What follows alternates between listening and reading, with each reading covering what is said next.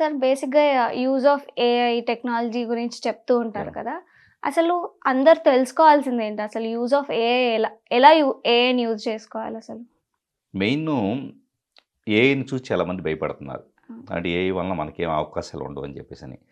ఏఐని కరెక్ట్‌గా అర్థం చేసుకుంటే గనక ఫస్ట్ ఆఫ్ ఆల్ దాని ద్వారా మన ఎగ్జిస్టింగ్ క్రియేటివిటీతో మనం ఏం చేయొచ్చు అన్నదే క్లారిటీ ఉంటుంది. ప్రోగ్రామింగ్ ఇలాంటివి లాజిక్ రిలేటెడ్ వచ్చేటప్పటికి ఆల్మోస్ట్ జాబ్స్ తగ్గిపోతూ ఉన్నాయి. సో, ఒక జాబ్స్ పరంగా చూస్తే గనక ఏఐని వీలైనంత వరకు జాబ్‌కి అవకాశంగా అని కాకుండా ఏఐ ద్వారా ఏఐలో మనకి ప్రాంప్ట్స్‌ని యూజ్ చేసుకొని ఇంకా ఎక్కువ ప్రొడక్టివిటీ ఎలా సాధించవచ్చు. సో, మనం చేసే పనినే ఒక 100 డైమెన్షన్స్‌లో ఎలా చేయొచ్చు.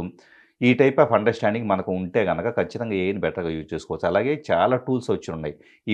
వీడియో జనరేషను, హ్మ్. లేకపోతే మ్యూజిక్ జనరేషను, అలాగే documents at the same time at a time notebook LMA తీసుకోండి. నోట్‌బుక్ ఎల్ఎము మనం ఒక పీడీఎఫ్ ఫైల్స్ ఇవన్నీ ఇస్తే ఫ్లాష్ కార్డ్స్ తయారు ఆ! చేస్తుంది. మైండ్ మ్యాప్స్ క్రియేట్ చేస్తుంది. సో, ఆడియో, వీడియో రివ్యూస్ ఇస్తుంది. సో, యాస్ ఎ రీసెర్చ్ చేసే వ్యక్తులుగా ఎంతో అడ్వాంటేజ్ ఉండేవి. సో, ఇన్ని రకాల టూల్స్ వచ్చినప్పుడు నిజంగా చెప్పాలంటే ఇట్స్ ద ప్రోగ్రెషన్. ఇంకా చెప్పాలంటే సింపుల్ ఎగ్జాంపుల్. నేనెక్కడ ఏఐని పర్సనల్‌గా నేనెక్కడ ఫీల్ అయ్యి ఉన్నానంటే, నాకెప్పుడు తెలుగు సాంగ్స్‌లో వచ్చేటప్పటికి ఎన్నో పాటలు వింటూ ఉంటాం గదా! ఆ పాటల్లో ఇంకా బాగా రాస్తే బాగుండేది గదా వీళ్ళు. ఇంకా బాగా మ్యూజిక్ అందిస్తే బాగుండేది గదా! అనే ఒక వాక్యూమ్ ఎప్పుడూ ఉండేది నాకు. ప్లస్ కొన్ని స్పిరిచ్యువల్ సాంగ్సే తీసుకుందాం. ఆ స్పిరిచ్యువల్ సాంగ్స్‌లో ఏంటి, నేను ఆల్మోస్ట్ 17 ఇయర్స్ నుంచి మెడిటేషన్ చేస్తా. ఆ డీపర్ స్టేట్స్‌కెళ్ళే కొద్దీ నా ఫిలాసాఫికల్ అండర్‌స్టాండింగ్ అనేది చాలా డీప్‌గా ఉంటుంది. ఇప్పుడు నాకు వచ్చే ఆలోచనలో అదే ఫిలాసాఫికల్లో లేదా డివోషనల్లో పాటలు రాసే మిగతా వాళ్ళ పాటలు విన్నప్పుడు, అయ్యో! ఇంత సర్ఫేస్ మీద రాసారేంటి అన్న ఫీలింగ్ ఉంటుంది నాకు. సో, ఇప్పుడు చిన్న ఎగ్జాంపుల్‌గా చూస్తుంటే, ఇప్పుడు నాకు ఏఐ వచ్చిన తర్వాత చాలా రిలీఫ్ ఫీల్ అవుతున్నా. ఎందుకంటే, నా డీపర్ థాట్ ప్యాటర్న్స్‌ని I can convert as the songs, lyrics. అలాగే మ్యూజిక్ నేనొక మ్యూజిక్ డైరెక్టర్‌ని తీసుకురావాల్సిన పని లేదు. హ్మ్. అట్ ద సేమ్ టైమ్ నేను ఎవరి చేత పాడించుకోవాల్సిన పని లేదు. వితిన్ ఫ్రాక్షన్ ఆఫ్ సెకండ్స్ నేను సాంగ్స్ క్రియేట్ చేసుకోగలుగుతున్నా. అంటే ఏఐ ద్వారా ఒక మనిషి ఊహలకు రెక్కలొచ్చినట్టే కదా! యాహ్! అంటే ఎవరైతే ఇంకొకటేంటంటే, ఇంకో బ్యూటిఫుల్ థింగ్. ఇప్పటిదాకా నా లైఫ్‌లో నేనెప్పుడు అనుకోలా.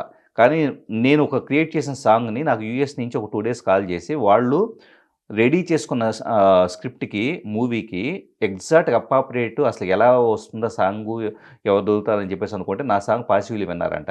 వెంటనే వాళ్ళు, "సార్ మీ టైటిల్ కార్డ్ వేస్తాం, మీకు రెమ్యూనరేషన్ ఇస్తాం, మీ సాంగ్ మేము తీసుకుంటున్నాం" అని చెప్పేసి ఆఫర్ చేసున్నారు. నైస్.